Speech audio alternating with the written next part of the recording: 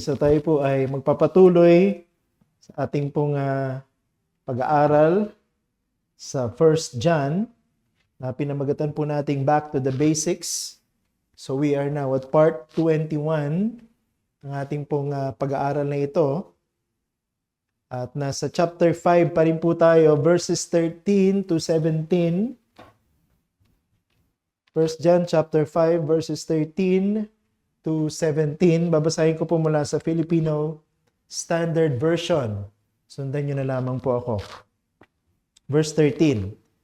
Isinulat ko ang mga ito sa inyo na sumasampalataya sa pangalan ng anak ng Diyos upang malaman ninyo na kayo'y may buhay na walang hanggan. At ito ang katiyakang taglay natin sa Kanya. Kung anuman ang hilingin natin ayon sa Kanyang kalooban, pinakikinggan niya tayo. At kung alam nating pinakikinggan niya tayo sa ating hinihiling natin, o sa hinihiling natin, nakatitiyak na tayo, natatanggapin natin ang hiniling natin mula sa Kanya. Kung makita ng sino man ng kanyang kapatid na gumagawa ng kasalanang hindi tungo sa kamatayan, ipanalangin niya ito at ito ay bibigyan ng Diyos ng buhay. At gayon din sa mga gumagawa ng kasalanang hindi tungo sa kamatayan. May kasalanang tungo sa kamatayan, hindi tungkol dito ang sinasabi ko na ipanalangin ninyo. Verse 17. Lahat ng kasamaan ay kasalanan, ngunit may kasalanang hindi tungo sa kamatayan. Palain po ng Panginoon ang kanyang mga salita na pagbubulay-bulayan natin ngayon. Nung sinimulan natin ang pag-aaral natin sa 1 John, ay hindi po natin may pagkakaila na niliwanag na ni John at the very beginning kung ano yung kanyang purpose or reason sa pagsulat ng epistle na ito. Sumulat po siya sa mga miyembro ng iglesia para mapagtagumpayan po nila ang mga pagdududa patungkol sa kanilang sariling kaligtasan. So tandaan po natin na ang iglesia po na sinulatan ni Apostle John ay binabantaan ng mga antikristo o ng mga bulaang mga tagapagturo gamit ang kanilang mga heretical teachings. And perhaps marami po sa mga miyembro ng iglesia na naririnig yung kanilang bombardment ng kanilang mga false teachings ang maaaring nag-entertain ng confusion sa kanilang kaisipan patungkol sa kanilang pinaniniwalaan. At dahil nakarating kay John ang mga eksenang katulad nito na marami sa mga miyembro ng iglesia ay nalilito na kung yung sinasabi ba ng mga bulaang tagapagturo o antikristo ay totoo o ang sinasabi ni John ba ang totoo. So what did John do? He sent them this letter to get rid of their doubt. Okay, so sumulat po si John to address the issue of perhaps rampant confusion, nadala po ng mga false teachers na ito sa iglesia to answer many of their doubts or many of their questions in order to eliminate fully their doubts. How can one have confidence that he is a child of God? Yun po isa sa mga primary questions na sinagot ni John dito po sa entire epistle na ito. Paano tayo magkakaroon ng katiyakan na tayo nga ay anak ng Diyos? So sinagot po ni John ito ng paulit-ulit. Nakita natin, binabalikan ni John yung mga dati niya nang natalakay para hindi lang bigyan ng diin, kundi ipakita sa atin sa iba't ibang angles na mayroong sagot sa tanong na ito. If a person has the right belief about Jesus Christ, the desire and commitment to obey God's commands, and the willingness to love other believers, then he can be sure that he is a child of God. Ang tanong, paano ko matitiyak na anak ako ng Diyos? So paulit-ulit na sinagot, kung ikaw ay mayroong tamang pananampalataya patungkol kay Jesucristo, kung ikaw ay sumusunod sa kagustuhan o kalooban o batas ng Diyos, at kung minamahal mo ang iyong kapwa mga mananampalataya, katulad ng gusto ng Diyos, matitiyak mo na ikaw ay totoong Kristiyano. So ikaw na pumapasa sa mga test na ito, ang magkakaroon ng katiyakan na ikaw ay ligtas. Ikaw na sasagot ng positive, no? Sa mga tanong na ito o sa mga test na ito, ang magkakaroon ng confidence na ikaw nga ay Christian. But John didn't want to conclude this letter just like this. Para pumatiyak niya na ang lahat ng mga nagbabasa ng letter na ito ni John, na overcome nila yung mga questions regarding their salvation or yung mga doubts nila, no, na naging resulta ng mga pagtuturo ng mga antikristo, nagdagdag pa siya, no, dito bago matapos mismo ang kanyang epistle ng mga panibagong mga katotohanan patungkol sa katiyakan ng kaligtasan. So in these last few verses, John wants to establish that assurance of salvation is first and foremost a very personal matter. No? So totoo, may mga tests. The test of faith, the test of obedience to God's commandments, the test of love for other Christians. So pagka nagagawa mo ang lahat ng ito, pwede kang magkaroon ng katiyakan na Christian ka. But that's not all. Okay? Sinabi ni John, ang salvation, more than knowing that you have it by passing the test, dapat ikaw din mismo sa personal mo o sa kaloob-looban mo, natitiyak mo, no, na meron kang kaligtasan. And he enumerated 2 areas of the Christian life where assurance of salvation truly matters. At ngayong hapon, doon sa dalawa na yon, no, hahatiin natin, no, kasi medyo mahaba. No, hahatiin natin yung dalawang area na kailangan maging personal na tiyak tayo na tayo ay merong kaligtasan. Hatiin natin sa dalawa. This afternoon, we will discuss one of that, and that is the area of personal prayer. Okay? Personal prayer. Pinakita sa atin ni John dito na ang personal na pananalangin pala ay nakaka-contribute para matiyak natin na Christian tayo. Para matiyak natin na tayo ay totoong mananampalataya ng ating Panginoong Hesukristo at miyembro ng pamilya ng Diyos. So isa-summarize po natin ang ating pag-aaral ngayon about personal prayer this way. Assurance of salvation is a personal matter which is confirmed by answered prayers. Okay? Assurance of salvation is a personal matter which is confirmed by answered prayers. So nakatitiyak din pala tayo o makatitiyak pala tayo na tayo talagang born again Christian kung yung mga panalangin natin tinutugon ng Diyos. No? Yan ay sang-ayon sa turo sa atin dito ni Apostle John. So we would like to look at this in 2 ways, no? The confidence of personal prayers answered. Titingnan po natin yung area ng personal prayer at yung answer ng Panginoon sa mga personal prayer. And then secondly, the confidence of intercessory prayers answered. So bukod sa personal prayer natin, meron din palang intercessory prayer or praying for others na dapat tinutugon ang Panginoon. And all of this will add to our confidence or assurance of salvation. So tingnan natin, ano yung tinuturo ni John sa atin dito? Una, the confidence of personal prayers answered. So John is fully aware that the area where doubts regarding salvation always begins in the mind. No? Kadalasan, ang pagdududa kung Kristiyano nga ba ako o hindi, nagsisimula sa isip ng isang tao.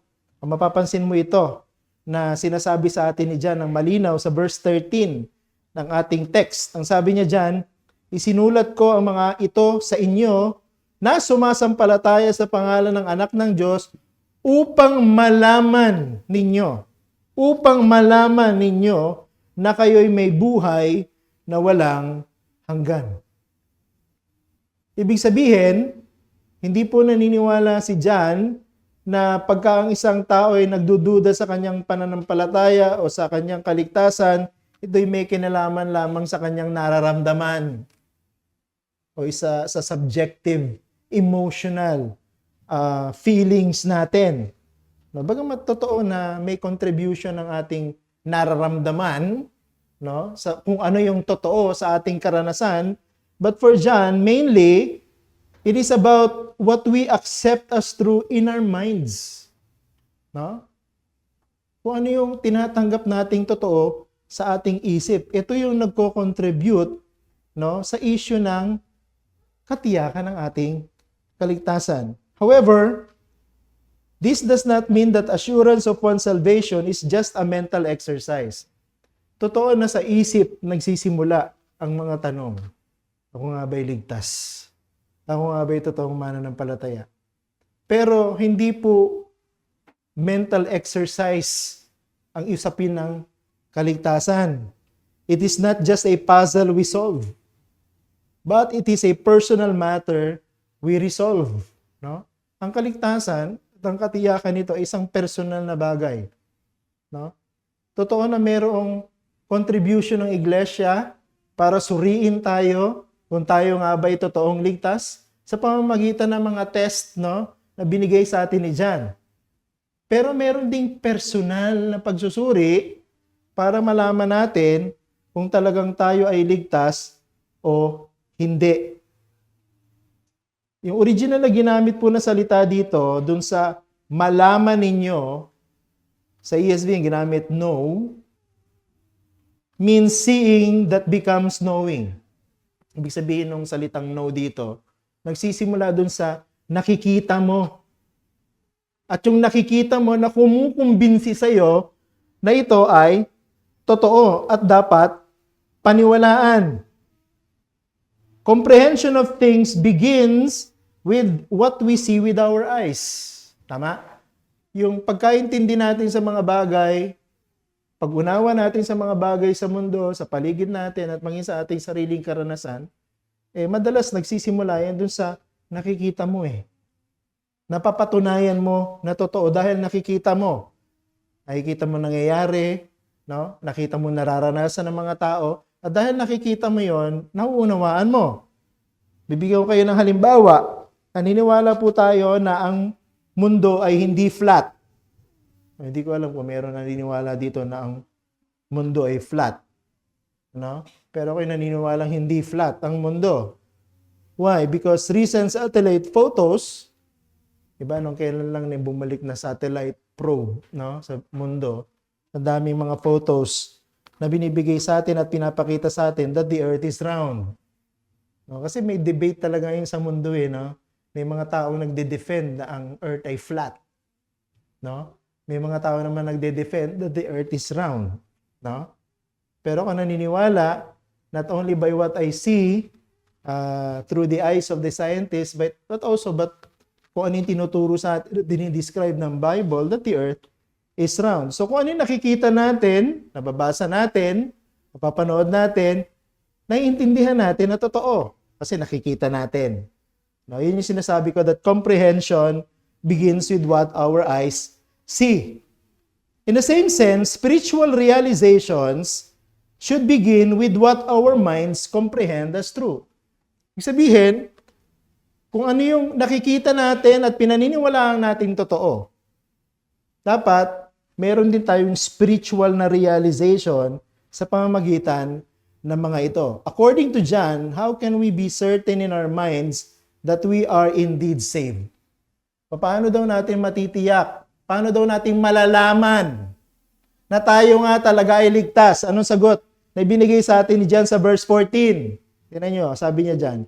At ito ang katiyakang taglay natin sa Kanya. Kung ano man ang hilingin natin, ayon sa Kanyang kalooban, pinakikinggan niya tayo. Nakita mo? Nagkakaroon tayo ng katiyakan na tayo talagang ang born again. Nakakaroon tayo ng katiyakan na talagang anak tayo ng Diyos. Kung yung mga panalangin natin, sinasagot ng Diyos, tinutugon ng Diyos. Confidence that we are indeed saved is proven when our personal prayers are answered. Na? So nakikita kasi natin na yung prayer natin, sinasagot ng Panginoon. Kaya, nauunawaan natin at natitiyak natin na tayo'y anak niya. Pero si John, by saying this, nag-ingat siya. Hindi niya gusto na mag-create ng impression sa kanyang mga readers na dahil ikaw ay nananalangin o marunong manalangin, sapat na para matiyak mong Kristiyano ka. Hindi. In other words, hindi porket nagpe-pray ka, Christian ka na. Hindi porket marunong kang mag-pray o magaling kang mag-pray, Christian ka na. No? Paano ni John sa atin kinwalify ito para ma-eliminate yung confusion? Paano sa atin itinuro ni John na hindi basta nananalangin, okay na. Nagbigay siya sa atin ng dalawang pamamaraan. Una, prayer should be according to God's will. Prayer should be according to God's will. Nakasulat yan doon sa second part ng verse 14. Nung sabi ni John, kung anuman ang hihilingin natin ayon sa kanyang kalooban. Well, there you have it. Hindi porket marunong mag-pray, Christian na. Hindi porket alam kung paano mag-pray, Christian na. Ang sinasabi ni John, hindi. Dapat kapag ikay nananalangin ka ayon sa kalooban ng Diyos. You see, it is not just praying that should contribute to our confidence that we are children of God. Rather, it is praying according to God's will. Yan ang tamang pananalangin. Yan ang pananalangin na nagbibigay sa atin ng katiyakan na anak nga tayo ng Diyos. Now, why should this give us assurance that we are saved? Kung ang panalangin ay panalangin ayon sa kalooban ng Diyos, paano ito magbibigay sa akin ng katiyakan na Kristiyano nga ako? Sagot, it is because only those who are truly saved will respect the will of their heavenly Father. Sila ng mga totoong Christian, sila yung mga totoong nakaranas ng pagliligtas ni Jesus, sila yung mga totoong na born again, sila yung mga totoong naging anak ng Diyos, sila lang ang marunong rumispeto, gumalang, magpasakop sa kalooban ng kanilang Ama na nasa langit. Prayer is not just making our requests known to God and asking Him to grant them. Madalas ganun yung understanding ng mga tao sa prayer. What is prayer? Sasabihin ng marami, prayer is making our requests known to God and asking Him na sagutin yung mga prayers ko. For many, yan ang prayer. No. Prayer is knowing what God wants and asking in according to what God wants. Yun ang prayer. Ulitin ko, ang panalangin ay ang alamin kung ano ang gusto ng Diyos at ang humiling sa Diyos nang naaayon sa gusto niya. Yan ang panalangin. Bibigyan ko kayo ng halimbawa na nagpapatunay nito.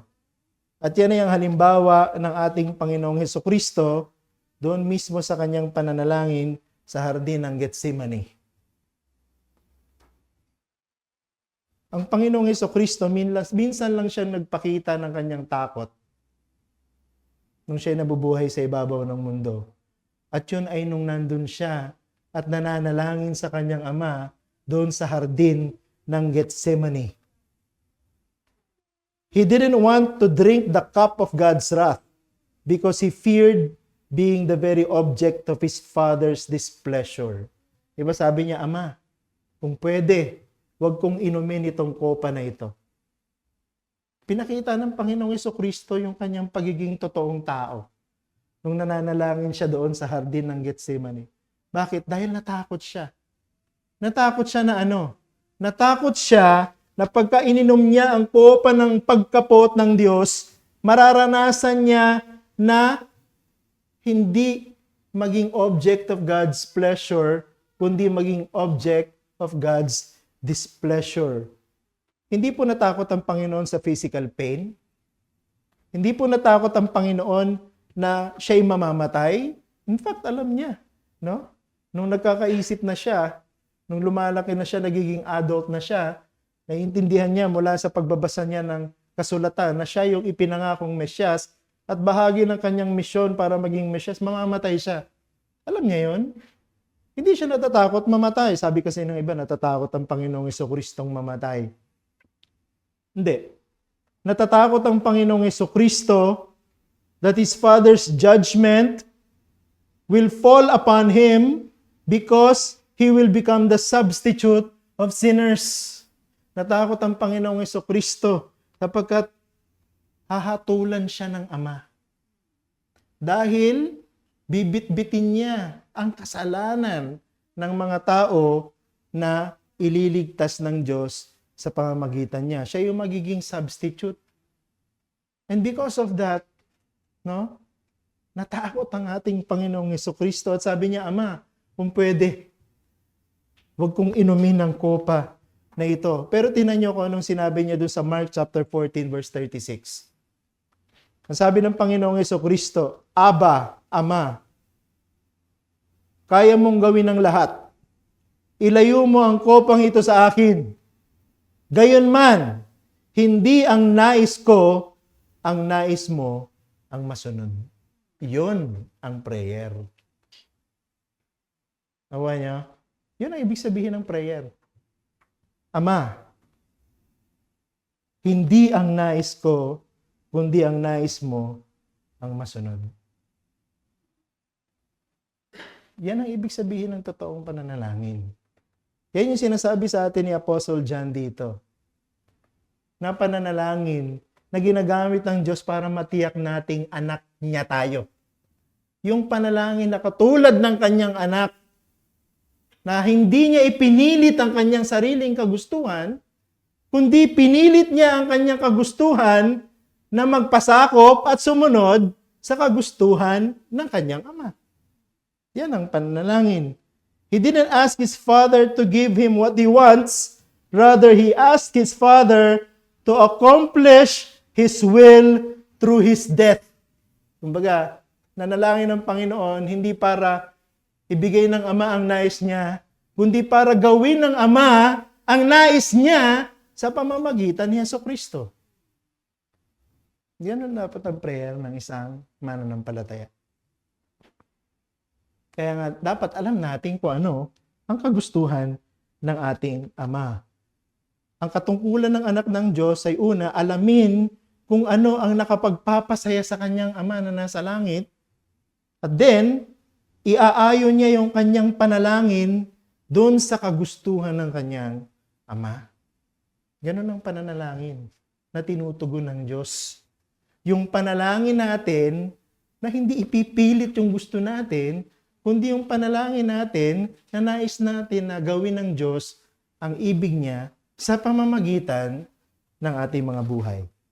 Pangalawa, prayer according to God's will is answered. Prayer according to God's will is answered. What God answers is not just any prayer from His children. It is every prayer that respects the will of God.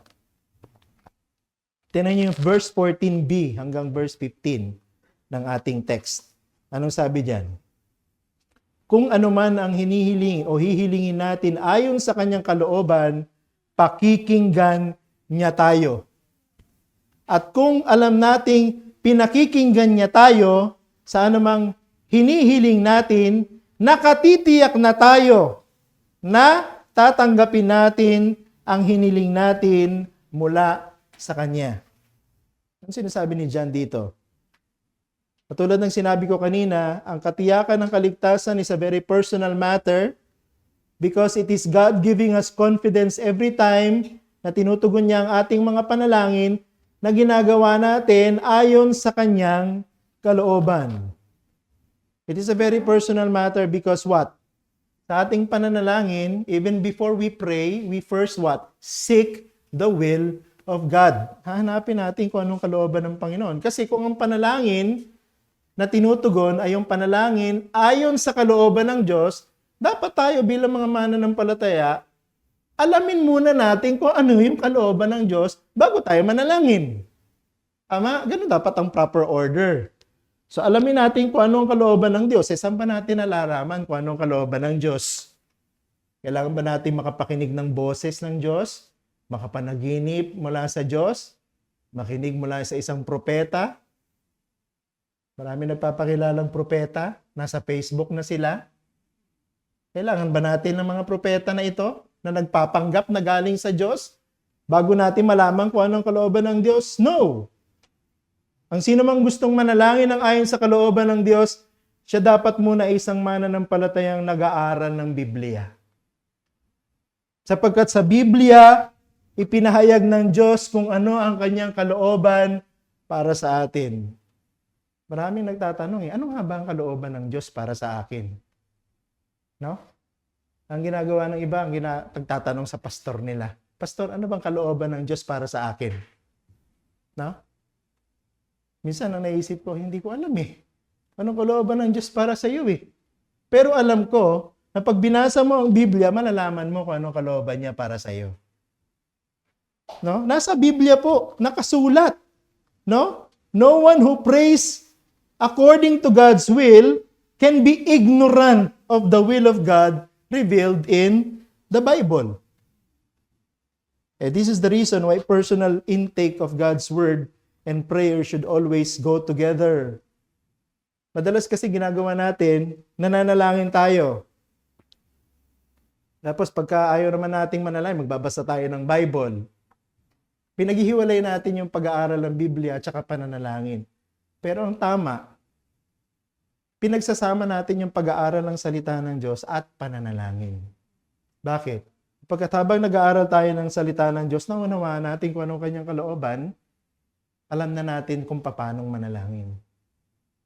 So dapat ganun pala. Ang gustong manalangin ayon sa kalooban ng Diyos, dapat nag-aaral ng Biblia at nananalangin habang nag-aaral ng Biblia. Our prayer should always be informed by the Word of God. So, kaya siguro yung ibang mga nananalangin, mapapansin ninyo, nagko-quote ng Bible verses habang sila'y nananalangin. No? Why? Kapagkat yung kanilang panalangin, inaayon nila sa kung ano yung sinasabi ng salita ng Diyos. Yun po yung pananalangin ayon sa kalooban ng Diyos. But not only that, it is also a personal matter because it is God confirming His relationship with His children by answering their prayers. Hindi lang pala personal matter ang prayer kasi sinasaliksik natin kung anong gusto ng Ama bago tayo manalangin sa Kanya, kundi nagiging personal matter din pala ang prayer kasi pag nananalangin pala tayo ng ayon sa kalooban ng Diyos, kinukumpirma ng Diyos na anak niya tayo dahil sinasagot niya yung ating mga panalangin. Saan kayo nakakita ng isang anak na lumapit sa kanyang ama, humihingi ng isang mabuting bagay, na alam din naman ng anak na gusto yun ng ama para sa kanya, tapos hindi ibibigay sa kanya? Wala eh.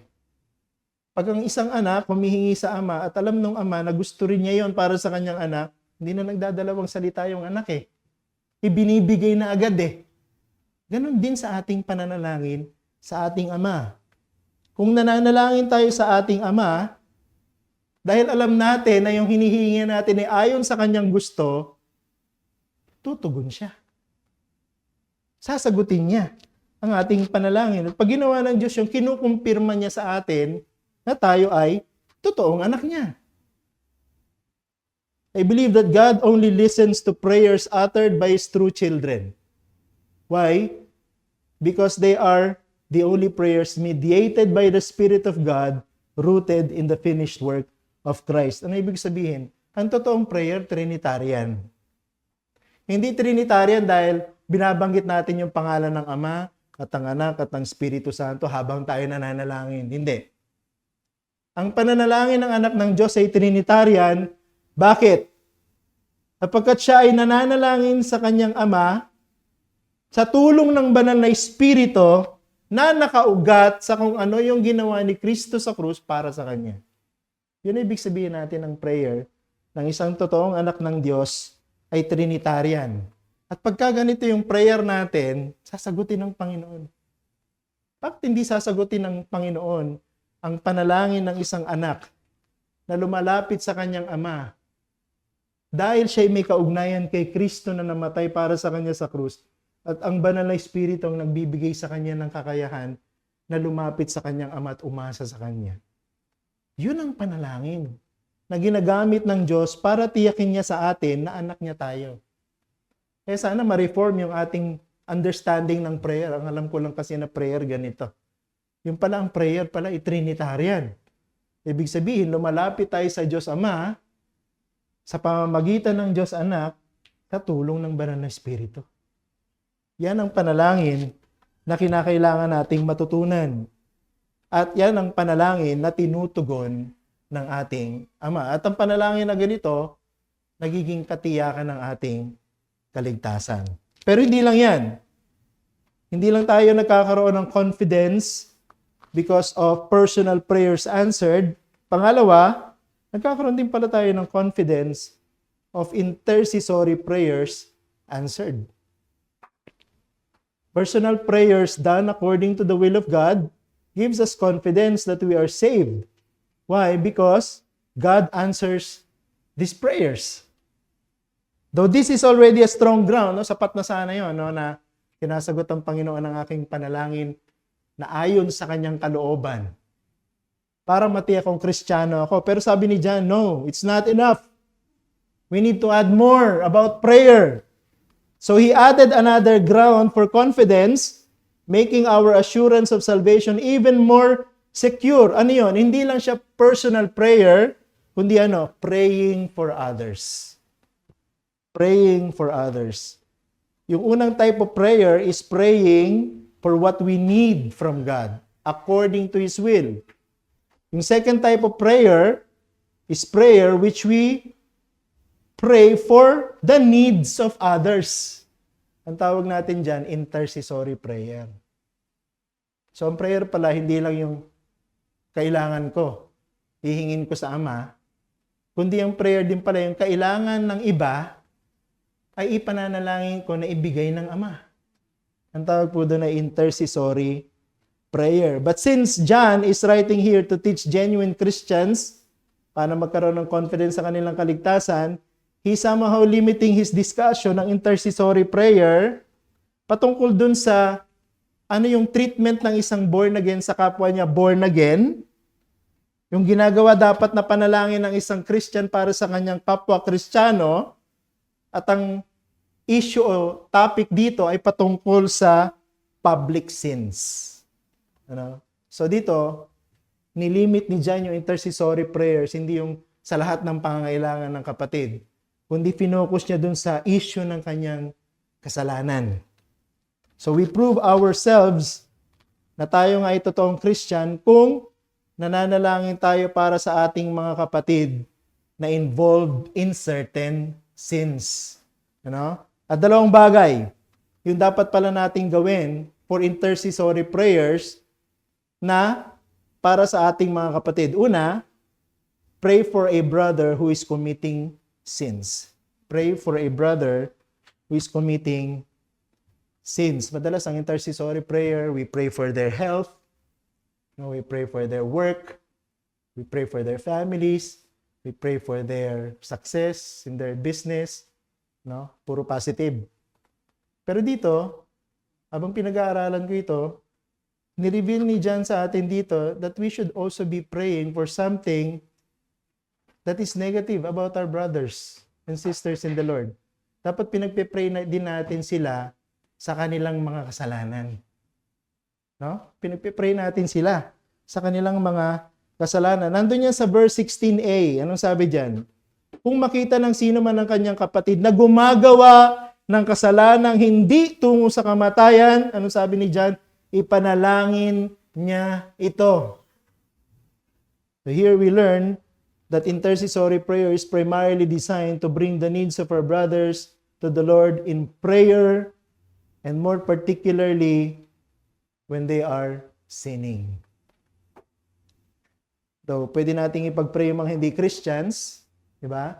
Pinipray natin yung government, pinipray natin yung ating nation, pinipray natin yung mga pinuno natin na maging Christian. Walang masama doon. No, that's still intercessory prayer. Pero dahil ang topic dito ay assurance ng salvation, ang gusto ni John sa atin ay kung paano natin ipagpe-pray yung ating kapatid. Kasi detatnan nyo, yung isa sa mga test ay love for other Christians. Diba? Yun yung test of love.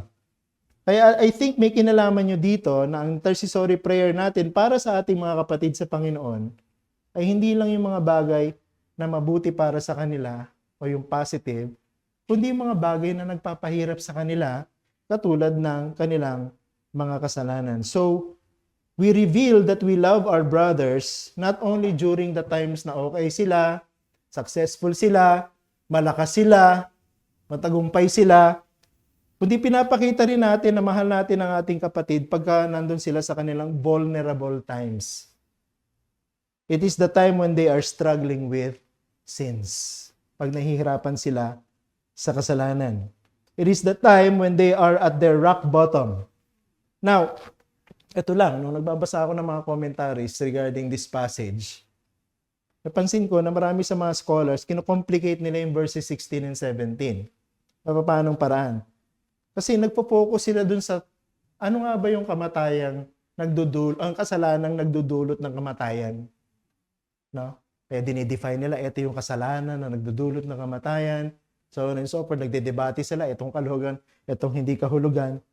Pero, may napansin po ako dito no? As I study this passage, I realized na si John, hindi po siya concerned doon sa kasalanan na nagdudulot ng kamatayan. Totoong sinabi niya na may mga kasalanan na nagdudulot ng kamatayan. Pero ang sabi niya dito, yun yung mga bagay na ayaw kong pag-usapan natin. Napansin niyo. Verse 16c to 17 ng ating text. Ang sabi niya dyan, may kasalanang tungo sa kamatayan. Inamin niya na may kasalanang magdudulot ng kamatayan. Pero ang sabi niya, hindi tungkol dito ang sinasabi ko na ipanalangin ninyo.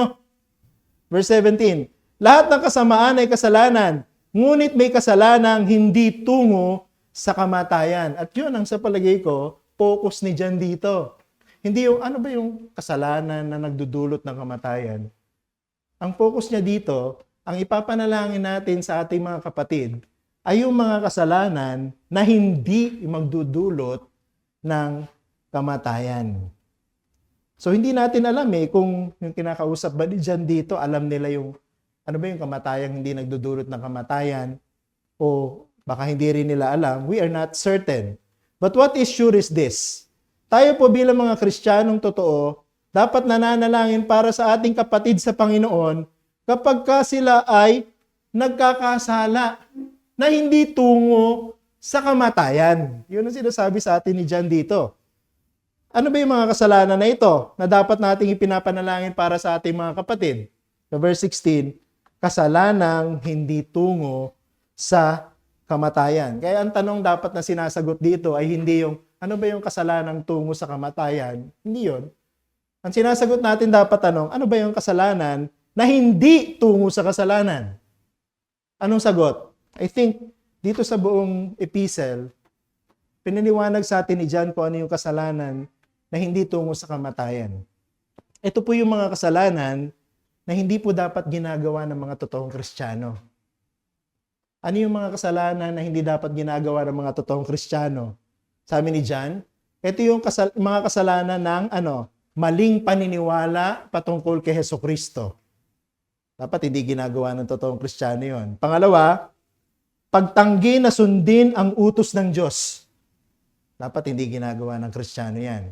Pangatlo, ang pagtanggi na ibigin ang kapwa mananampalataya. Anong pamilyar? Di ba yun yung tatlong test na pinag-aralan natin? So, ibig sabihin, ang kasalanan na hindi tungo sa kamatayan ay yung mga kasalanan na pinagkakait sa kanyang sarili, no? At nilalabag ang Panginoon patungkol sa tamang pananampalataya, pagsunod sa kautusan ng Diyos, at pag-ibig sa kanyang kapwa mananampalataya. In other words, we should be praying for our brothers in the Lord na iwasan nila ang tukso na maniwala sa mga maling turo patungkol kay Hesukristo. Ay naglipa na yan. Ang daming false teachings tungkol kay Jesus. So, ipagpipray natin para sa ating kapatid, lalo na yung mga kasama natin sa church, ay hindi tayo mahulog sa paniniwala sa mga maling doktrina. Lalo na patungkol sa ating Panginoong Jesucristo. Hindi lang yon. Ipinapanalangin natin na iwasan ang ating mga kapatid sa Panginoon na suwayin ang kagustuhan ng Diyos o ang utos ng Diyos. Diba? So, ipapapray natin yan sa ating mga kapatid. No? At huli, iwasan ang sakta ng kapwa Kristiyano by not loving them as we love ourselves. So, ipagpipray natin to mga bagay na ito na hindi magdudulot ng kamatayan. Pero, nag-struggle yung mga Christian. Kasi posible may mga Christian na nag-struggle sa kanilang theology patungkol kay Jesus Christ. Ipagpipray natin sila. May mga Christian na nag-struggle na sundin yung kagustuhan ng Diyos. O pagsunod sa Diyos, pagpipray natin sila. May mga Kristiyano na nag-struggle na ibigin yung kanilang kapwa Kristiyano. Ipagpipray natin sila.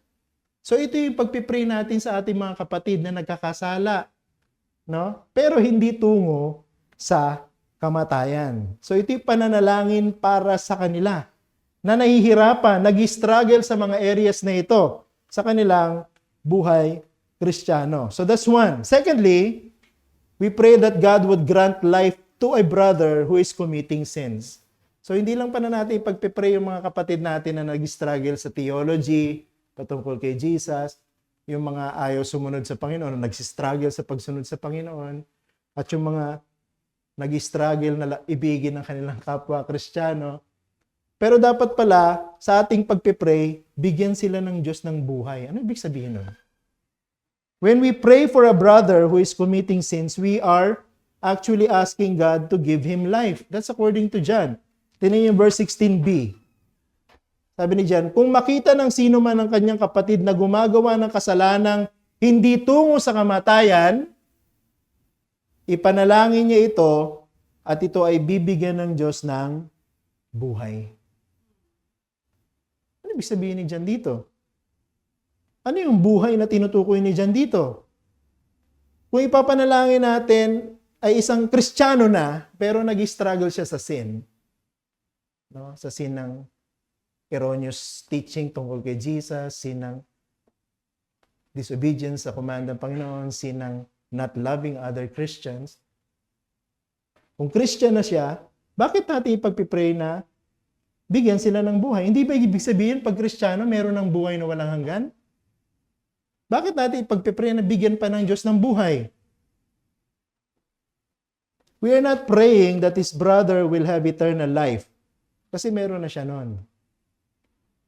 We need to understand na ang pagkakasala ng isang kapatid ay contradiction sa kanyang pag-angkin na siya ay anak ng Diyos. Ulitin ko. Tandaan natin ang isang kapatid na gumagawa ng kasalanan at patuloy sa paggawa ng kasalanan is a contradiction of his claim na Christian siya. Ano ibig sabihin? Anong ibig natin sabihin diyan?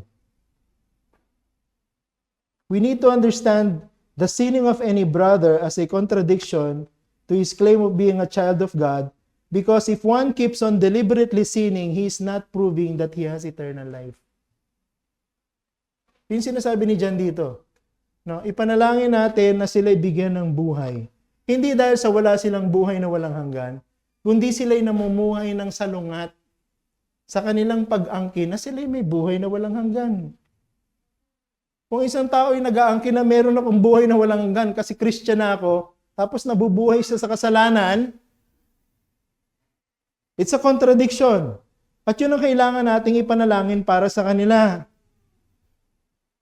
So John is teaching us here that we are not just praying so that we can prove that we are indeed saved, kundi pagpipray din natin yung ating kapatid para mapatunayan niya na siya nga talaga ay ligtas. Kumbaga yung personal prayer, ipagpipray natin para matiyak natin Christian tayo, kaya nga personal matter. Pero yung pagpipray natin para sa kapatid na gumagawa ng kasalanan, pagpipray natin siya para mapatunayan niya sa sarili niya na Christian siya. No? Para mapatunayan niya na talaga siya ay anak ng Diyos.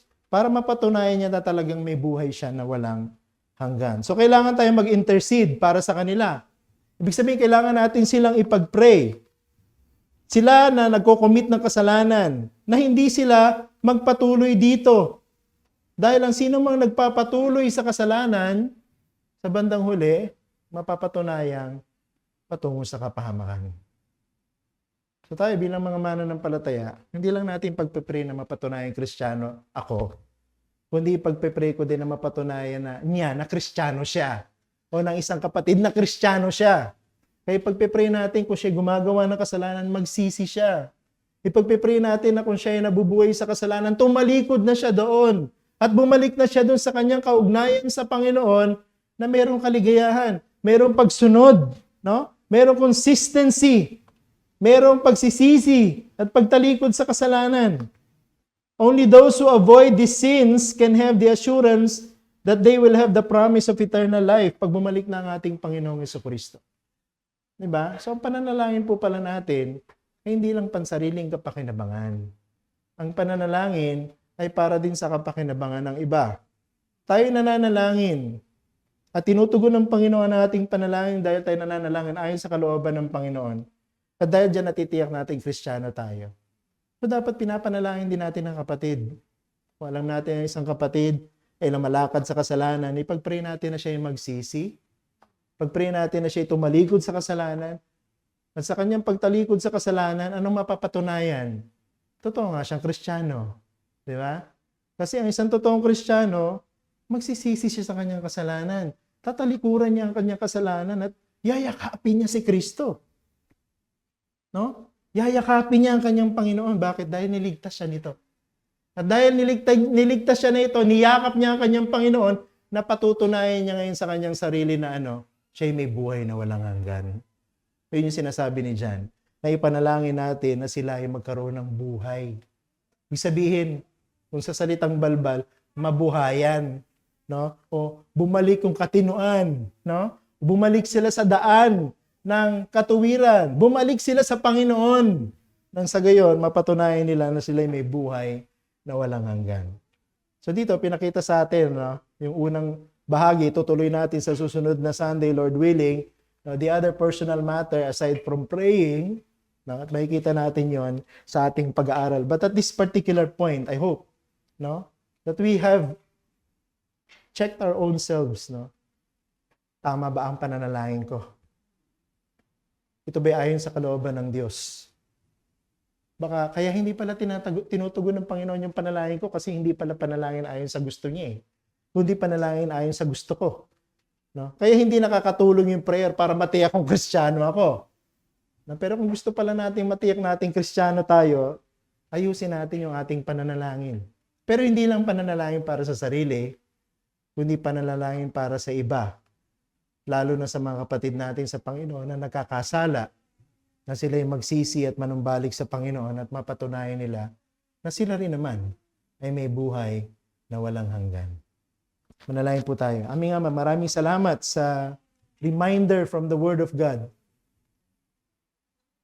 that assurance of salvation is indeed a very personal matter. At dito pinakita niyo po sa amin, there's another test, a very personal test. That is the personal test of prayer para sa sarili namin.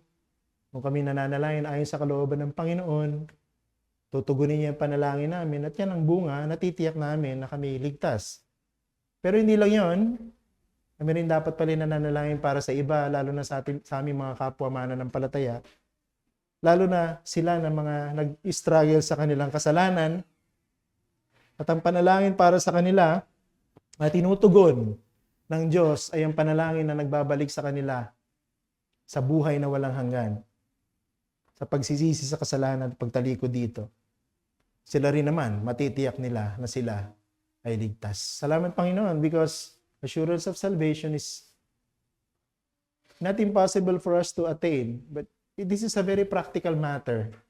Natulungan niyo po kami mga member ng church na ito na i-apply itong mga test na ito para matiyak namin na kami talaga ay totoong mananampalataya ng Panginoon. Kami merong assurance na kami po ay anak ng Diyos. Because this is a very fundamental na dapat naming matiyak so that we can defend this church from any antichrist or false teachers or heresy na maaaring pumasok sa aming iglesia. Na matiyak muna namin na kami ligtas. Nang sa gayon, we can face them head on and we can overcome them by revealing the truth. Bless your words sa aming pong mga buhay, Panginoon. Ito po ang aming dalangin sa pangalan ni Jesus. Amen.